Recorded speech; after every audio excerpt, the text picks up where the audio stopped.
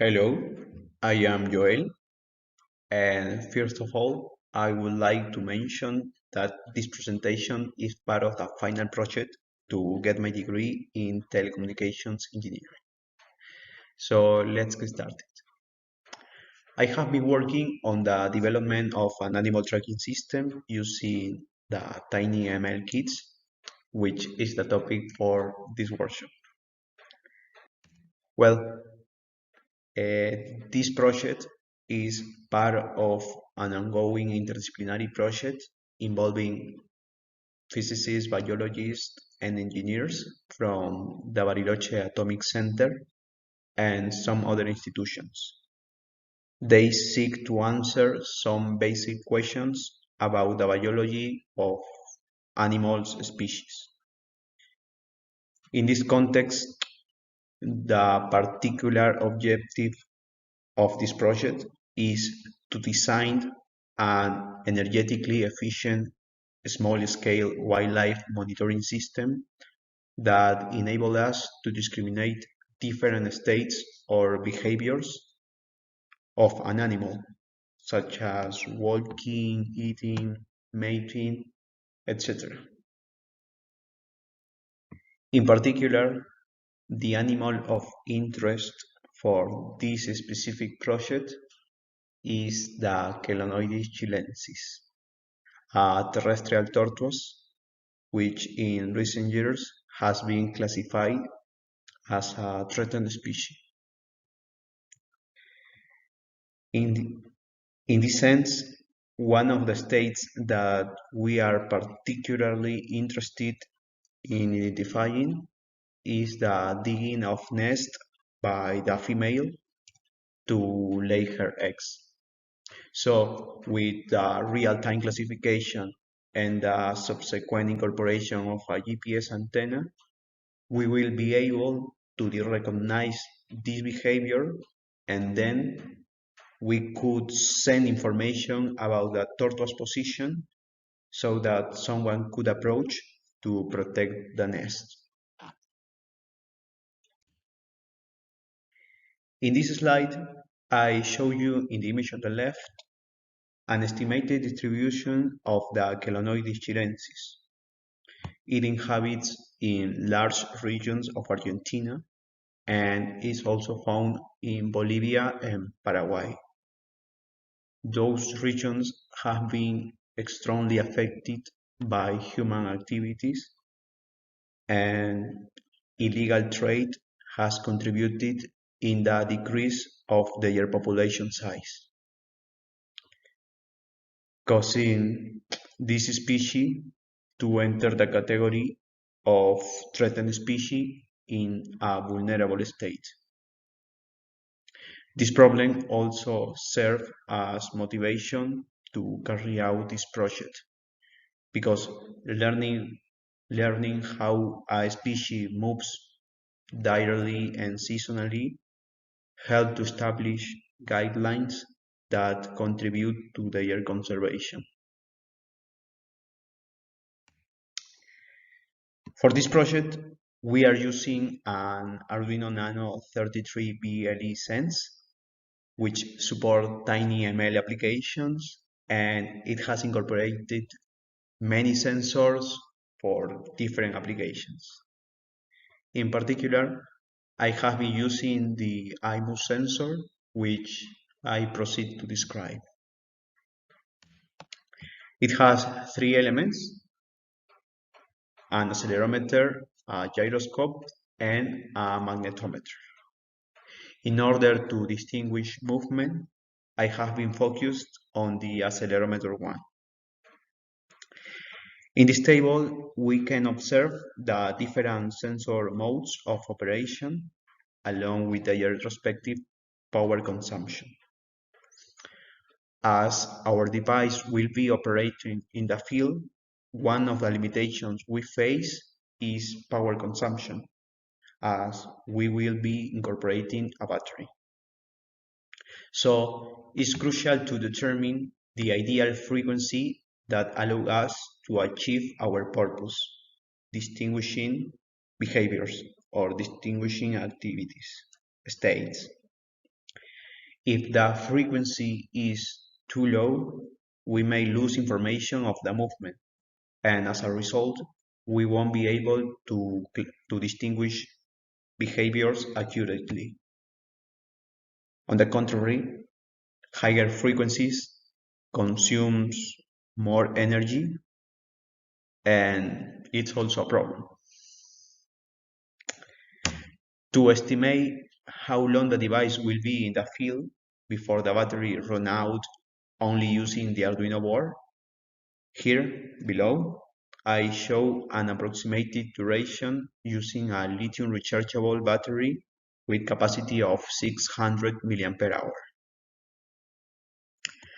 It is important to note that if we can recognize the different activities, we can adjust the sampling frequency to reduce consumption.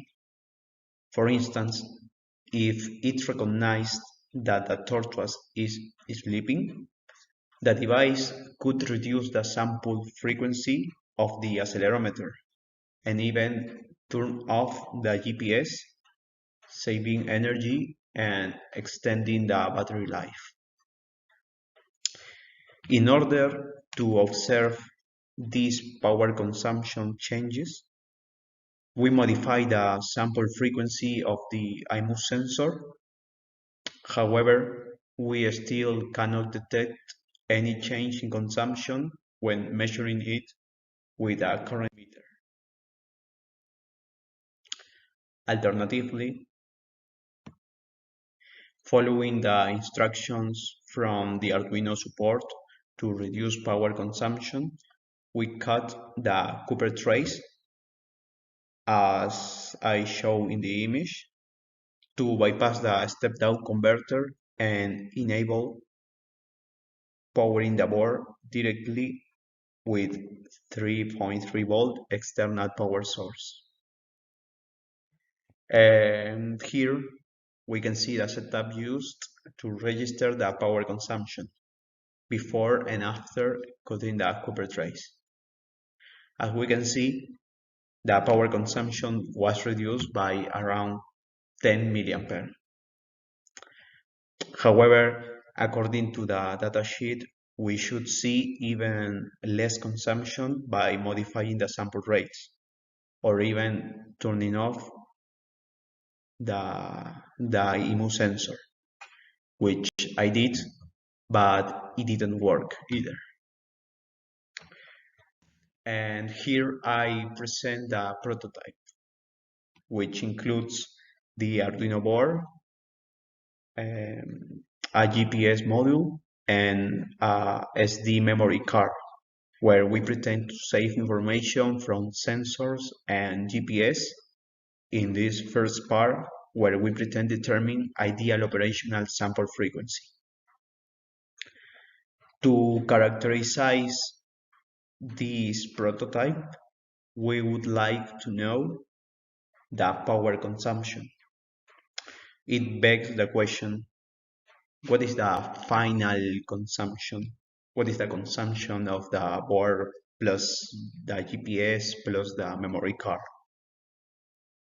Well, to answer this question, we utilize an INA 219 current meter, and we left the prototype running for approximately 1 hour, and in the middle I show the results. These results were obtained before cutting the Cooper trace. To clarify, we observe that the current consumption is approximately between 60 and 80 milliampere, and in the graph below it illustrates power consumption as a function of time, and we can observe a linear relationship.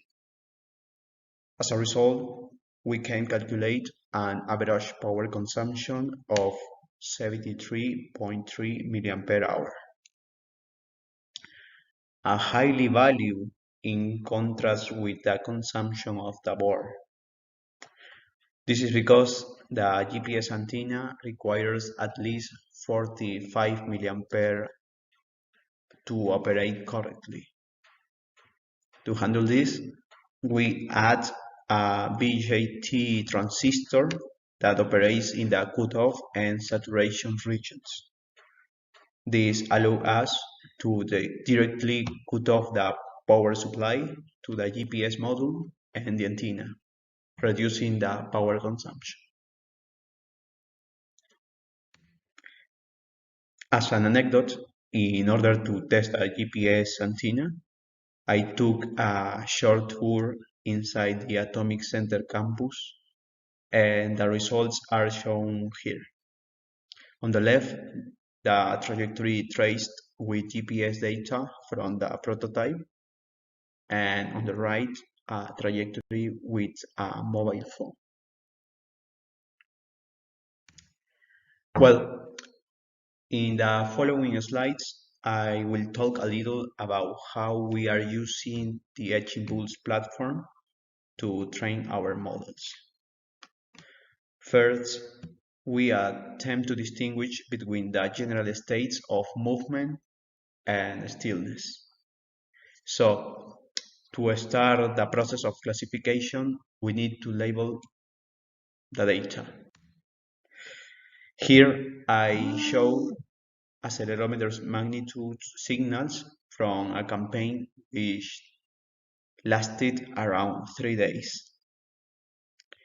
And on the right, I show the smoothed signal which has been processed to eliminate the sensor's bias, primarily caused by the gravity. We then label the data using a threshold, where all values equal or greater than the threshold are labeled as movement, indicated as number 1, and all other values are labeled as stillness, indicated as number 0. And here I present the data labeled with this classifier using a threshold of 0.02 and a window of 2.5 seconds on the left and 10 seconds on the right. This window represents the time required to distinguish states, which is a variable parameter that we are also trying to determine. Well, after uploading the data labeled, here we see some samples of both states, movement and stillness, an ideal stillness, for a window of 2.5 seconds. And here I present the results obtained after training the model. As we can see, the model is quite accurate in recognizing stillness, but performs poorly in recognizing movement. I think this is due the data training is not balanced. There are more samples for stillness than for movement. This is an issue that I am currently working on, I mean in the data processing. And here I summarize some conclusions and future ideas. Well, we deployed the training model and we were able to classify movement and stillness.